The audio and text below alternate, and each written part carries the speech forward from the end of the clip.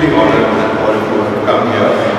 It's a pleasure to see so many friends in the audience, so it doesn't feel like I'm doing a public discourse. And I think that was not the intention to have a public discourse. It's more in the nature of a discussion. So this is research that we basically conducted. And to cut a long story short, I was invited by Pradeep, who's here, to do a series of lectures on the evolution of architecture in Telangana. So at the best of times, history of architecture is a very boring subject. Students hate it, and I once asked them why they hate it. They didn't find it interesting at all. One of the reasons they gave was, history teachers don't smile. Anyway, so during the COVID, when you're not actually face-to-face with students, it's a greater challenge to teach, because many of them are only watching you on cell phones, and it's possibly a strain for them. So to catch their attention, we had to do something that had a lot of graphics in it. So that's how this series of lectures began. And I did a curtain raiser, which I'm sharing with you today, to familiarize students with architecture and history, and to make it less daunting for them to experience. So in today's presentation, I've tweaked it quite a lot, removed a lot of the very technical slides. I've also inserted a few more slides to make it contextual to the craft council of Telangana and to the venue that we occupy, and to the activities that are taking place here.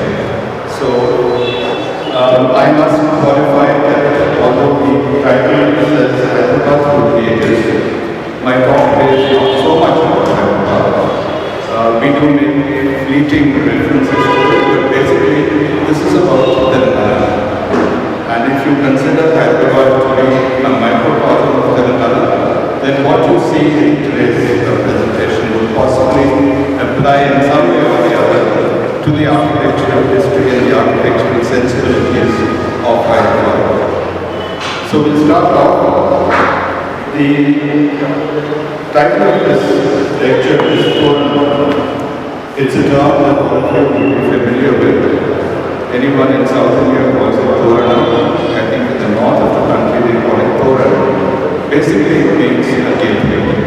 So this is the gateway to architecture, which I used as a metaphor to open up the wonderful world of history of built environment in our country. So we're talking about Telangana, and the origins of the word Telangana we found in something called Hobson jobs. This is a dictionary of Indian terminology that entered English, and I have a copy of it, and we kind of browsed through the pages.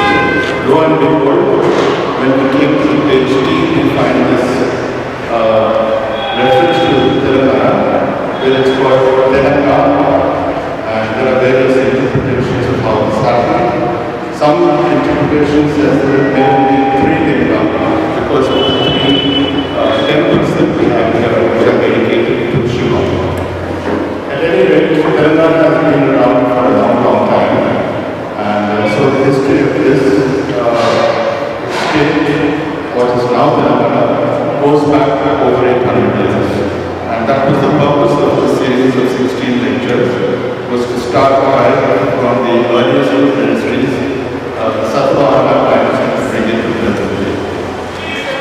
A very wealthy empire. They had a lot of power, military power, economic power, and there were temples, there were forts. It's a very checkered history, a lot of wars, a lot of people trying to conquer them. They conquered a lot of people too, but they also built very beautiful temples.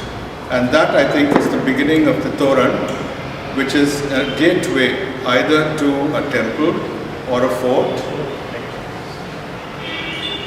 So this is a typical Kakatiya Toranam. This one is at Warangal. So it's an element of civic architecture found in various forms all over what is known as the Kakatiya dynasty. It is freestanding, it can be ornamental, it can be an arched gateway, It was used for ceremonial purposes and it is a welcoming portal. So basically this tells you the purpose of a Toranam.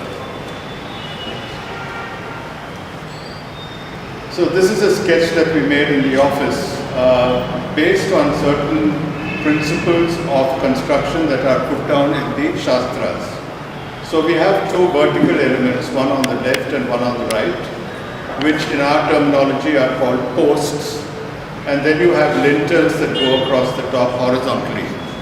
They could be a single lintel, it could be two, multiple lintels. The basic purpose of this was to transfer the load from the top of a structure down into the ground through these two vertical posts. So this is an elevation of a typical Buddhist era Toranam. It's a very, very simple form of it, possibly the earliest form. This is a sketch, not really a sketch, what we call working drawings in architectural language, done by my office for a project which is currently underway. So you can see that even to this day we have two posts and we have a lintel. And we have these two projections. Just keep that in mind because they are of huge consequence as we go along. So this kind of drawing is used by a carpenter to fabricate a door. It has all the dimensions and all the proportions have been worked out, basically from a Toranam, which has now become a door with shutters. This could be anybody's house. It could be your house, it could be my house.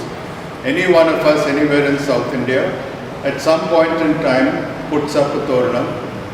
The Toranam can have leaves which are from the Ashoka plant or the mango plant. And there are usually flowers in loops, in scallops. The most commonly used flower is the marigold or the chrysanthemum. So these are put up whenever there's an auspicious occasion. It could be Diwali, Dasara, it could be birthday, it could be puja, it could be a housewarming, it could be a wedding. So this actually defined to people on the outside that there's something special, something celebratory going on in this house. So it's not just a Toranam, but this is the way we decorate Toranams. If you keep these images in mind, then we'll knit the story together as we go along. Now flower garlands were considered auspicious, and both the mango leaf and the Ashoka leaf have certain properties of purifying the air. So they purify the air right there at the doorway to ensure that there is a certain amount of disinfection. Most of the posts that you see, the lintels, people would also put haldi. They would put it at the bottom of the frame. Quite often a doorway has what they call a gadapa in Telugu, which is a threshold at the bottom. That is also smeared with turmeric. And in traditional homes, cow dung would be smeared on the ground in the front. All these are traditional ways of not only welcoming people, but ensuring that there was a certain amount of hygiene and disinfection before you entered that house. So this is a puja room Toranam. Again, you can see the mango leaves and the flowers. You will see how this translates from this very simple form into what we are about to see. All of us have been to weddings, to decorations. Straight away, these kind of flowers, these festoons of flowers, gave you a very welcoming atmosphere. They tell you that there's a celebration going on inside. It kind of sets the mood right from the outside before you enter the actual venue. And it's a lovely experience to go through a whole gallery of torans like this that have scallops of flowers, mango leaves, banana leaves on both sides, all of which have a significance in the Hindu traditions. So these are the earliest Kakatiya Toranams that we come across. The one at the left is one at Karimnagar district. I'm bringing your attention to these two extensions at the top. Those are called ears, E-A-R-S, because they look like ears sticking out. And in Telugu they are called kantalu. The purpose of this is to anchor the frame into the masonry of the wall as it is constructed. What traditionally used to happen was that the door frame would be erected, propped up with two bamboos, and then the wall built up to it on both sides, so that it formed a permanent bonding. And that was the purpose of these ears. So although these are in granite, they replicated what they were doing in wood, but to a larger scale. So we don't know where this one lives. It's possibly some kind of Godishala Toranam at Karimnagar. And this is another one made out of granite, very primitive. It's granite that hasn't even been chiseled properly to make it a perfect shape.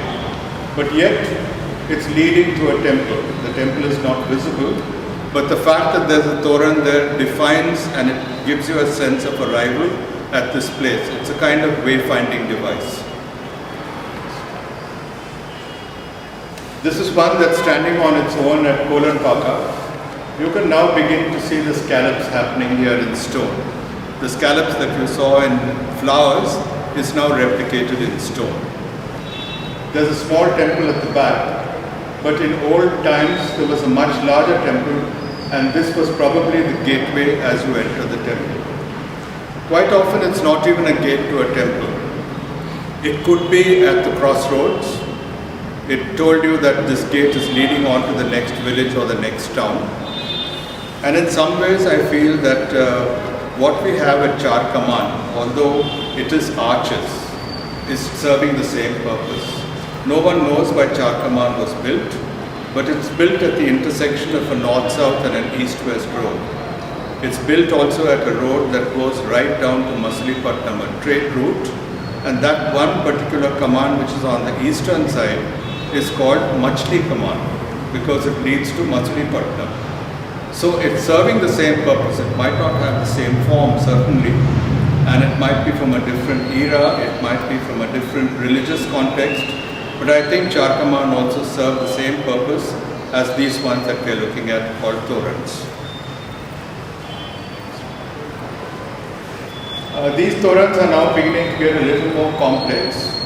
The posts that you see are beginning to get chiseled. At the top there are more interesting things happening. It's not a very good picture. It's getting confused with the background, but if you're actually there on site, this one is the first example of a little more decoration and a little more embellishment on the top. Here you can see now the columns have become more decorated on the top. There is a capital well defined, and the topmost stone is beautifully carved with what look like lotus buds at the bottom. Each of these have a purpose. They've all been defined in the Vastu Shastras and the Agama Shastras. So they're not just there for the decorative purpose, but they serve a quasi-religious purpose too. This is the first Toran that has right on the top an image of the god that you're going to see inside. So the top of it is now, the skyline that you see is defined by two small kalasams, and there is a statue of the god which you are going to see in the temple. This is from late Chalukyan times, which is even earlier than the Kakatiya dynasty. You can see as we progress that the Toran is becoming more and more decorative. If you look at the posts here, there is a certain amount of horizontal bands that have been cut into the surface. And the Toran at the top, the lintel, has now got brackets. So instead of being just two ears which are sticking out at the top and the bottom, there is an element of a diagonal bracket which makes it look fuller, gives it a little more stability in case this is going to be cantilever. And the whole composition is getting to be more complex and more beautiful as we go through history. So this is in Warangal. We are not yet in the fort. River is much more, and the top has a lot more carving. The Kakatiya dynasty, because of the stable times that they kind of enjoyed, artists and artisans had a lot more time to do things. There were not so many wars being fought. There was time, there was money to do it. So as the Kakatiya Empire establishes itself, art forms in anything become more and more complex, become more and more beautiful. So a lot more squat, but if you go close up and it's not because of the light, you may not be able to. Successive dynasties that came destroyed almost every part of this fort and every part of the beautiful Shiva temple which was in the middle of it. However, the four Torans are still intact, the north, south, east and west. The archaeological department hasn't been able to reconstruct most of the other ruins, but this one is in a perfect shape. You can see the bracket here. It has a much more beautiful, elegant, curvilinear form to it. The top of it, the lintel, is very beautifully carved. So also the four posts.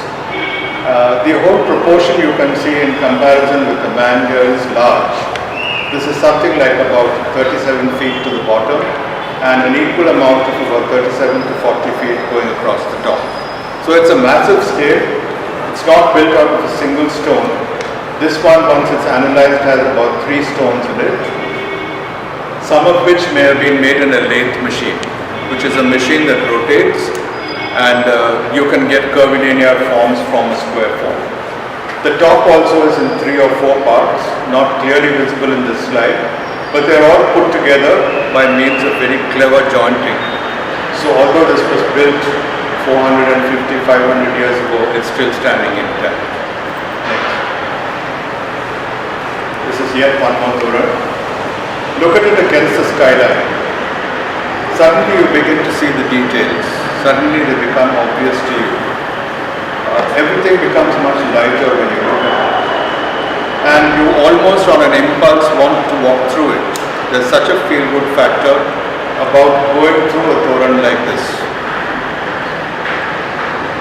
And here we come to a detail at the Kirti Toran. This is a bird, which we'll come to in a little while. But to hold up the bird, they've carved a human being as if he's holding up the weight. So you can see how sensitive they were to even smaller details like this. On the sides of them are 2 smaller miniature versions of the columns in the temple. So everything was scaled down beautifully, and the proportions, the stability of the form, of the natural form is also brought out in this. Now coming to this bird, it's an Annapakshi. It's a strange bird next, which we'll come to in a while. But the use of straight line geometry here is very, very evident. Look at the number of horizontal bands that you see right from here going to the top. So this was a way of creating a redfusion by resolving a tall vertical surface into many small cut horizontal surfaces. It kind of gave it a lovely proportion.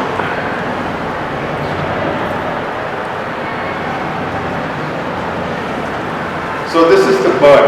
Now, one of the interpretations of a Toranam is a bird perch. We do find one interpretation of it, one translation of a Toran, which translates roughly to a bird perch. So here is this Annapakshi. It's a divine swan. It's a mythical bird revered in India for centuries. It is supposed to have come down to earth from heaven. It has the body and the beak to resemble a swan. I think it looks a bit like a goose too. The crest is supposed to resemble a peacock. It's a symbol of purity. And it's supposed to be able to separate milk from water solution. This is used as a metaphor. It may not actually have done that, but in saying that, what implies is that it can actually separate falsehood from the truth. It can separate virtue from sin. It can separate real from make-believe. And I think those are the kind of implications of saying that it can separate milk from water. It certainly is a cultural icon of South India. It symbolizes wealth and prosperity. So here I am digressing now from straight architecture into something else that should be of interest to people who are sitting in this hall which belongs to the Crafts Council. We are now talking about the Annapakshi. So we can see how art motif actually transcends different expressions, different form of expressions. It could be in stone. You find these at the Lepakshi temple. There's an Annapakshi here, one more there, next. And there's a row of them here at the top. So it's omnipresent. I'm sure if you look at this mural here at the back, you're going to be able to find one. The last time I think I saw one somewhere there up top on the right hand corner. Next. So here we have it in kalamkari, hand painted. We have it as a motif in leather craft, made by the Toluboma artists. This is a lamp. You have it in hand embroidery, you have it in hand loom. In any of the traditions of South Indian handlooms, whether they are cotton or silk, you are bound to find an anapakshi. A bridal sari, if it has an anapakshi, is considered very auspicious. You have wood carving.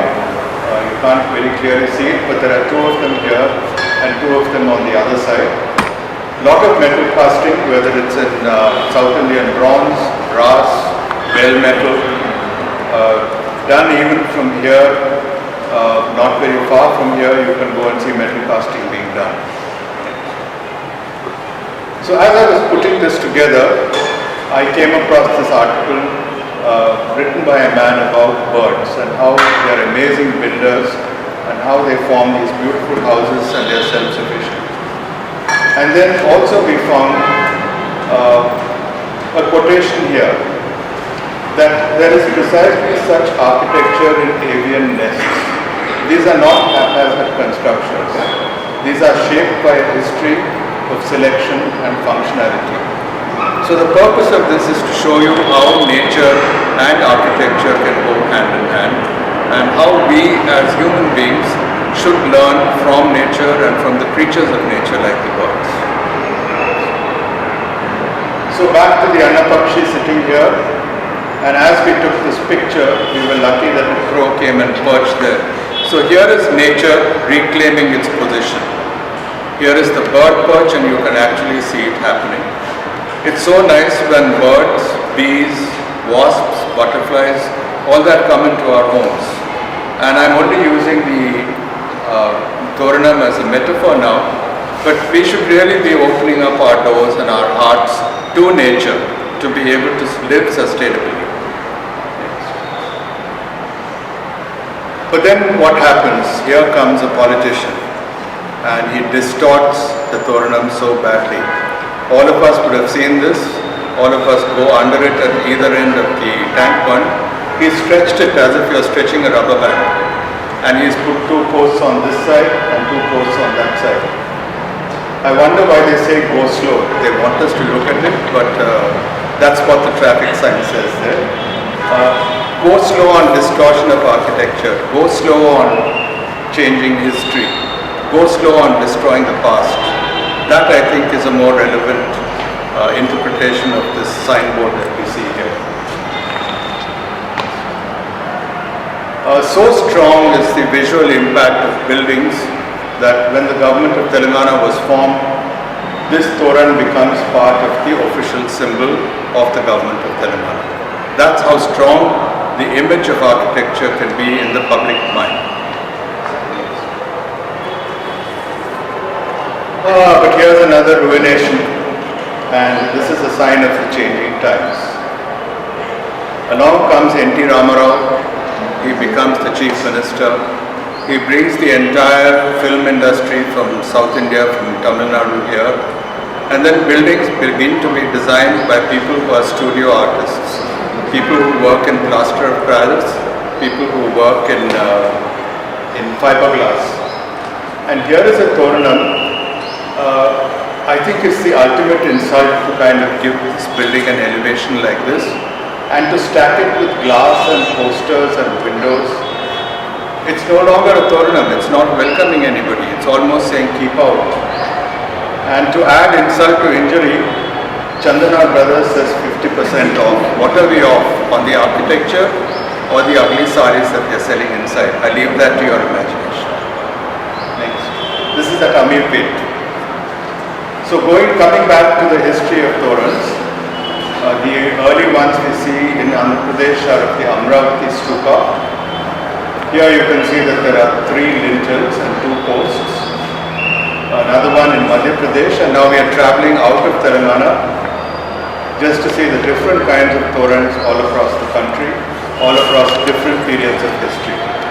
This This is at the Sanchi Stupa in the 1st century. That one is at Amravati in the 3rd century. Torans elsewhere in India from different periods in history. This is at Vadnagar in Gujarat, and this one is in Rajasthan. Different interpretations, the brackets are doing different things rather than going out. This one is in Karnataka.